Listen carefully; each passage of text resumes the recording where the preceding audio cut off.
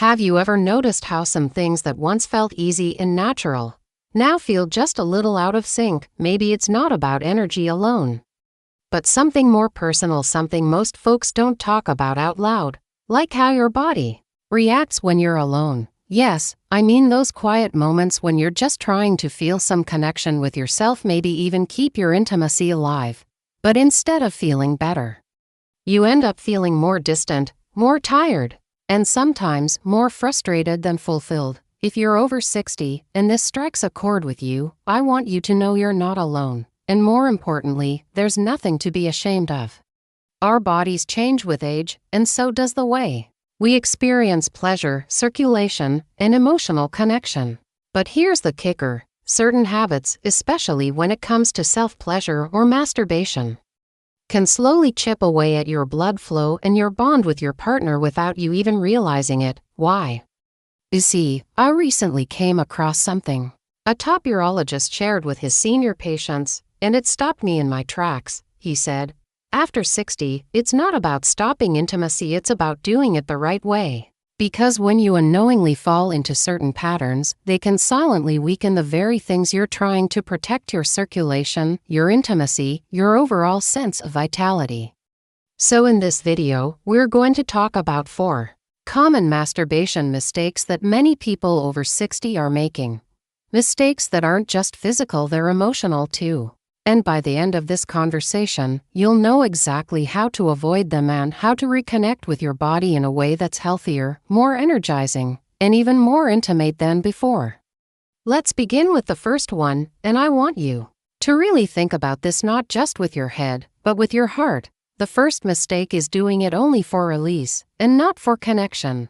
Sounds strange at first, doesn't it? After all, most people think of masturbation as something quick, something functional. You're feeling pressure or tension and want to release it, but here's the problem: when it becomes purely mechanical, it disconnects you from the very sensations that support good circulation and emotional fulfillment. See, when you're younger, your body has all this natural energy, it can compensate for a rushed experience. But after 60, your nervous system, blood vessels, and even your hormones need a different kind of attention. Think of it like this: if you rush through every meal, your digestion weakens. Same thing here.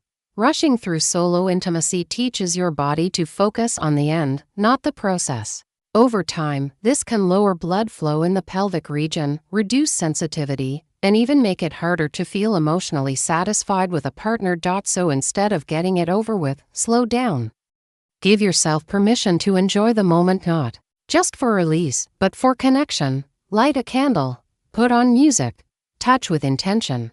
It may sound silly, but your brain and your body need to feel again, not just finish. Now let's talk about the second mistake, and this one's a little more technical, but just as important.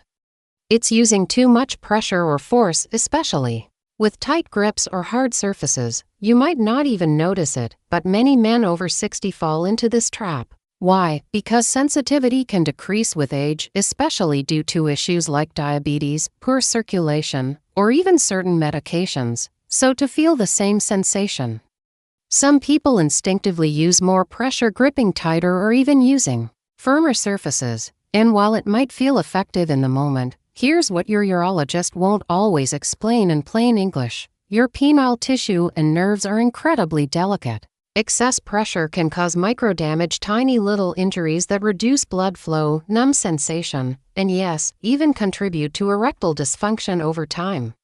It's like bending a garden hose too often. At first, the water flows fine, but keep pressing, keep squeezing, and over time the flow weakens. The same principle applies here. Instead of gripping tightly, try using your fingertips, gentle stroking, or a softer fabric. Even better, try varying your approach. Your brain thrives on novelty, and so does your body. This shift alone can improve circulation, restore sensitivity, and reduce the long-term wear and tear that often goes unnoticed until it's too late. Let me pause here for a moment and ask you this: when was the last time you actually felt present during intimacy, whether with yourself or someone else? Because presence is the real secret to keeping intimacy alive, not just physically, but emotionally too. And as we're talking about these habits, I want you to remember this isn't about guilt or shame, not even close. This is about upgrading the way you care for yourself, because after 60, every small shift matters. Your body still wants to feel good, your heart still wants to connect, and your mind still craves closeness even if life has changed a bit since your younger years. The beautiful part, you don't have to give anything up, you just need to do it differently. More mindfully, more gently, more intentionally. And believe me when I say this, most people don't realize the power of subtle adjustments. You might think, I've been doing it this way for decades, what difference will it make now? But you'd be surprised how quickly your body responds when you stop working against it and start working with it. So, now that we've talked about connecting rather than rushing and softening rather than squeezing, let's keep this conversation going. Because there's another mistake that often flies under the radar, one that's tied not to how you touch your body, but how you treat your mind during those moments of intimacy. Let's pick up where we left off, because this next mistake is one that doesn't involve your hands or body at all. It happens quietly, inside your head. And you might not even realize the damage it's doing. I'm talking about disconnecting emotionally during self-intimacy, letting your mind drift into guilt, shame, or even boredom. You see, for many people over 60, these private moments have become more of a habit than a connection. Maybe you're just doing it to sleep better or to relieve stress. And while that's totally normal, what happens too often is the emotional part gets left behind. You go through the motions, but your mind isn't present. Sometimes you're distracted. Other times, you're quietly judging yourself for even having the urge. That self-talk, those quiet, negative whispers in your head, they matter more than you think. Our minds and bodies are deeply connected. When you're mentally checked out or emotionally disconnected, your nervous system actually pulls back. Your blood vessels constrict slightly. Your body doesn't fully relax. And that affects not only how well blood circulates in your pelvic area, but also how satisfying the entire experience feels. Worse, over time, your brain can start associating intimacy with stress, guilt, or emotional numbness. And guess what that does? It starts to weaken your desire, not because your hormones are broken, but because your mind no longer connects pleasure with peace. It sees it as something to rush through or feel bad about. But it doesn't have to be that way. You can reclaim those moments not just as physical acts, but as emotional ones. Start by simply noticing your thoughts the next time you're alone. If guilt shows up, don't fight it, just breathe. Remind yourself that it's perfectly natural to want closeness. Even if it's with yourself, you are not broken. You are not strange. You're human. Sometimes, even placing a gentle hand over your chest while you're touching yourself can help reconnect the heart to the body. It sends a subtle signal. I'm here. I'm present. I'm allowed to feel good. And let's be honest, if no one ever taught you that intimacy with yourself is something sacred, not secretive, it's not your fault. Many of us grew up in times where this kind of topic was swept under the rug, never talked about openly. But here's the truth. After 60, your emotional well-being becomes even more important. Because the body follows the mind. If your brain feels safe, relaxed, and accepted, your blood flow improves, your muscles ease up, your hormones balance better, and you begin to feel alive again in ways that may have felt long gone. Now let's talk about the fourth mistake, and this one often hides behind technology, distractions, and what we think is just normal. It's over-reliance on visual stimulation, especially porn or explicit content, as the only way to become aroused. Now, don't get me wrong, there's nothing inherently bad about using visuals from time to time. But when it becomes the only way your body responds, it creates a pattern. Your brain gets wired to expect fast, intense, overstimulating images in order to feel anything.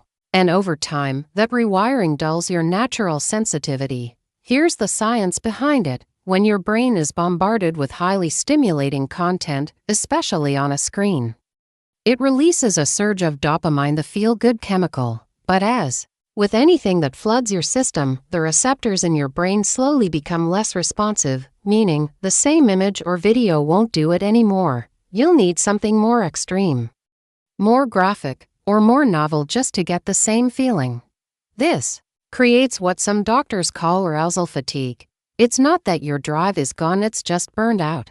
Like turning up the volume so high that even the good notes get distorted. What makes this worse after 60 is that your body is already adjusting to lower hormone levels. It needs more presence, more mindfulness, more emotional stimulation, not less. And that's the exact opposite of what overstimulation through fast-paced visuals gives you. So what can you do instead? Try retraining your brain to respond to subtler cues: touch, breath, imagination, even emotional memory. Close your eyes, breathe deeply.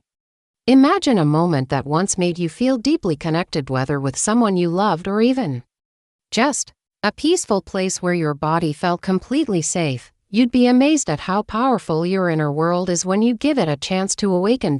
And remember, intimacy isn't just about getting aroused, it's about being present, being alive, in your skin, and feeling like your body still matters, because it does.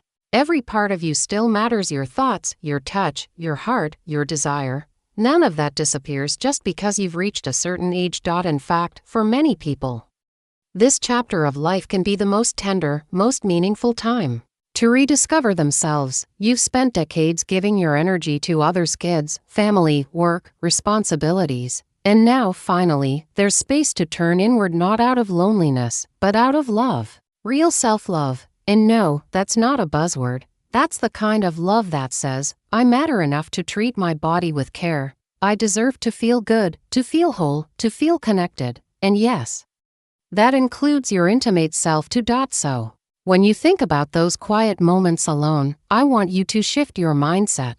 Don't see them as a guilty pleasure or a last resort. See them as a way to keep your circulation strong, your emotional balance healthy, and your connection to life fully alive. Because at the end of the day, this isn't just about avoiding mistakes, it's about embracing a better way of being, one that brings back feeling, not just function, one that heals, not hides. And trust me, when you start to approach your body with this kind of respect and curiosity, you'll notice a difference, not just in your blood flow, not just in your intimate moments, but in your confidence, your energy, and your overall sense of well-being. Let's take a deep breath together, right here, right now, because if you've made it this far in the conversation, it means you're willing to show up for yourself. You're ready to explore not just what's gone unnoticed, but what's still possible. And that, my friend, is a powerful thing. You've seen how even simple habits around self-pleasure can quietly impact your blood flow, your sensitivity, and even the way you feel emotionally connected to yourself and to those you care about. And now, it's time to bring all of this together with something most people ignore when it comes to intimacy after 60. Restoring rhythm, balance, and trust in your body again. Because here's the truth that not enough people talk about. Biggest challenge for many seniors isn't lack of desire, it's lack of trust. You stop trusting your body to respond. You stop trusting your energy to last. You stop trusting that closeness is still available to you. And when that trust fades, so does your confidence, not just in the bedroom, but in life. But let me tell you something that might just shift everything for you. Your body still remembers how to feel good, it just needs the right invitation. That invitation doesn't come from routines filled with guilt, force, or rushed pleasure. It comes from presence, patience, and permission to enjoy without pressure. So how do you rebuild that trust? You start by making each moment of intimacy, whether with yourself or someone else, more intentional. You don't need to perform. You don't need to impress. You just need to feel.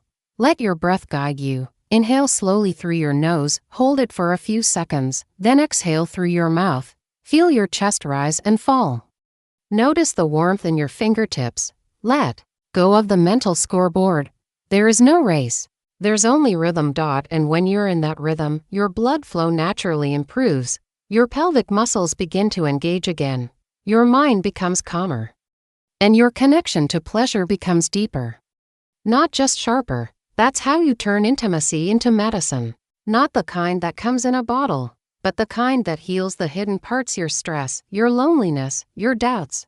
Now, before we wrap up, let's revisit the most important idea here, not as a lecture, but as a gentle reminder. It's Okay if your intimacy looks different at 60, 70, or even 80 than it did when you were younger. In fact, it should. This chapter of your life is not about recreating youth.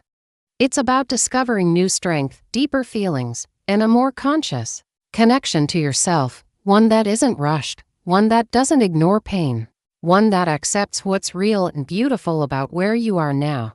You may notice that when you stop chasing performance, pleasure actually deepens. When you stop comparing yourself to the past, you become more present to what's possible now. And when you stop hiding from your desires, you start to heal parts of yourself that have been waiting sometimes for decades to feel seen again. That's not weakness. That's wisdom. And it's something younger folks often miss entirely. So if you've felt embarrassed, or even a little ashamed, of needing more time or less pressure or softer stimulation, please hear me now. That doesn't mean anything is wrong with you. It means you're evolving, and your approach to pleasure needs to evolve with you. In fact, many urologists and senior health specialists are starting to agree on one thing. Healthy self-pleasure is not just about libido, it's about circulation, cognitive clarity, and emotional health. The act itself helps regulate hormones like oxytocin and dopamine. It boosts nitric oxide levels, which improve blood vessel function. It even helps reduce stress-related inflammation in the body.